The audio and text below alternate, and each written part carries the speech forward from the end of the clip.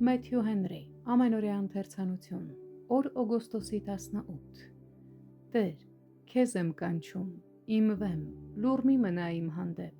չլինի թե դու ինձ համար լուռ մնաս, և ես նմանվեմ գերեզման իջնողներին։ Սաղմոս 28-րդ գլուխ առաջին խոսք։ Աստված լսել է մեր աղաչանքները,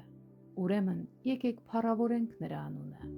Տերն է մեր զորությունը, նա է մեզ զորացնում և օգնում, որպեսզի կարողանանք անցնել մեր բոլոր ծառայությունների ու տառապանքների միջով։ Այն սիրտը, որը իսկապես հավատում է, ժամանակին մեծապես կուրախանա։ Մենք պետք է հավատքով ակնկալենք ուրախությունը և խաղաղությունը նրանից։ Եվ այդ ամենի փառքը պետք է տրվի միայն Աստծուն։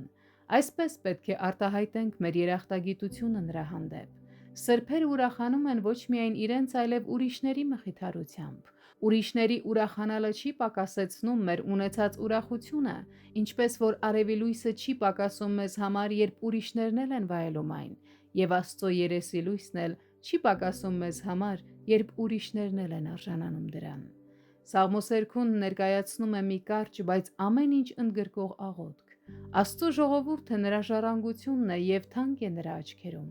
Նա աղոթում է, որ Աստված փրկի իր ժողովրդին, օրհնի նրանց ամեն բարիքով և հատկապես իր կարգադրությունների առատությամբ, որոնք հոգու համար կերակուր են։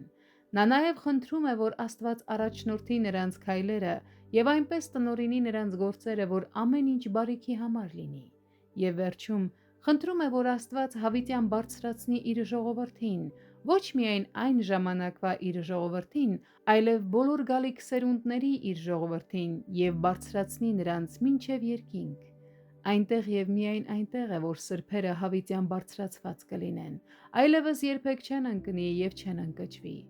Տեր Հիսուս, փրկիր մեզ մեր մեղքերից, օրհնիր մեզ որդի Աբրահամի արդարության օրհնությամբ, կերակրիր մեզ ոչխարների բարի հովիվ և հավիտյան բարձրացրու մեզ փոշուց,